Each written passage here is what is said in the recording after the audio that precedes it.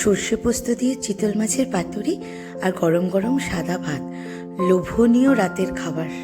Hello everyone, welcome to my another new blog. So আমি একদিনে দুটো ব্লগ করি না, একটাই করি। সকালে একটা ছোট ব্লগ করেছিলাম, তো এখন ব্লগ করার একটা কারণ আছে। তো কারণটা হচ্ছে আমি অফিস থেকে আসার সময় একটা জিনিস নিয়ে এসেছি, তো ভাবলাম একটু তোমাদের সাথে শেয়ার করি। তো দেখলে হয়তো বুঝে যাবে, তারপরে দেখো, তারপরে বলছি। সো অফিস থেকে আসার সময় আজকে এই মহারাজকে নিয়ে এসেছি। মহারাজের নাম হচ্ছে চিতল মাছ, সর্ষে পোস্ত দিয়ে ভাবলাম একটু পাতুরি মতন করব। তো দেখো কিভাবে করি। এখানে সর্ষেটাও আমি ভিজে রেখেছি, যেহেতু আমি গুঁড়ো সর্ষে ইউজ করি। জাস্ট একটু নুন, একটু হলুদ দিয়ে মাছটাকে মাখিয়ে নেব।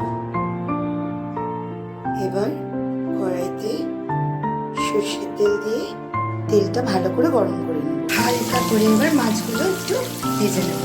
বানাবো, এখানে পোস্ত আর কাঁচা লঙ্কা বাটা আছে। এবার আমি এর মধ্যে দেব হচ্ছে সর্ষে পেস্টটা। এটা আমি ছেঁকে ইউজ করি, তাহলে অনেকের পেট খারাপ হয় সর্ষে খেলে, সেটা আর কি হবে না। এই যে মিশ্রণটা, আর এর মধ্যে এখন দেবো একটু নুন, হলুদ আর এক ফোঁটা চিনি।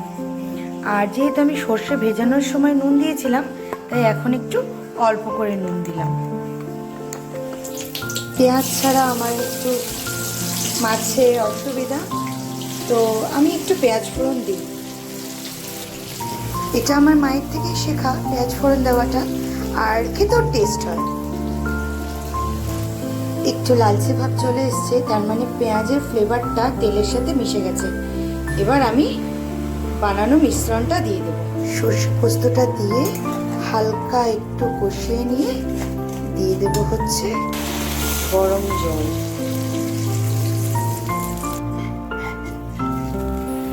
ফুটে আসলে এবার আমি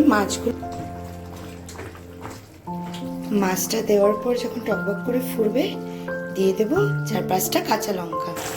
মাখো মাখো হয়ে এসছে, ব্যাস, রান্না ডান। অনুরোধ করছি, একটিবার এইভাবে বানিয়ে খাবেন, মানে টেস্টটা ভুলতে পারবেন না। Thank you.